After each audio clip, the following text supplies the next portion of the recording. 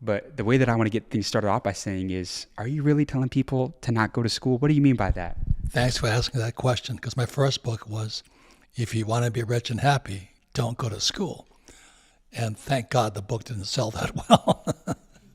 But what I was saying, you've got to choose your teachers. You see, because you go to school, you don't know, and most school teachers are good people, they mean well. They're employees, they need job security, they need a pension. And that's going to affect your brain, because that's who they are spiritually. They're cowards. No, they're really. But choose your teachers wisely, where that comes from. I was in Sunday school, so I'm 7 years old, and this teacher, she was like 20 years old, and she says, why were the three wise men wise? And I raised my hand. I said, they were rich. She goes, because this is the Methodist church, and money is the root of all evil. She says, no. She says, why do you say they were rich? I said, because one had gold, hard to get, frankincense, and myrrh. They were rich. She goes, no, that's not the answer I'm looking for. I said, well, why don't you ask for the answer you're looking for then? I said, so why were the wise men wise? And they said, they sought the best teacher. And I'm freedom of religion and all this. They sought Jesus Christ. And so I went, wow, I'm 7. I went, seek the best teacher. Because I was kind of disappointed in my old man, poor dad. He was a PhD, Stanford, University of Chicago, Northwestern. And all he was saying to me, I said, hey, Dad, what am I going to learn about money? I'm 7 years old. He says, well, if you stay in school, get your PhD, you'll be rich. I said, Dad, you have a PhD. Don't bullshit me. You're poor. And I said, poor, PhD stands for poor, helpless, and desperate. You need your job. You're desperate. Mom's always crying because we don't have enough money.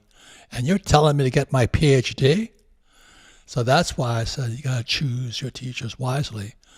So I was now about 10 when that happened. And my poor dad says, go talk to your best friend's father. And that was Rich Dad. So I chose my teacher at age 10. That's the difference. Because this is your greatest asset. This right ear to your left ear is called your brain. And whatever they put in it is who you become.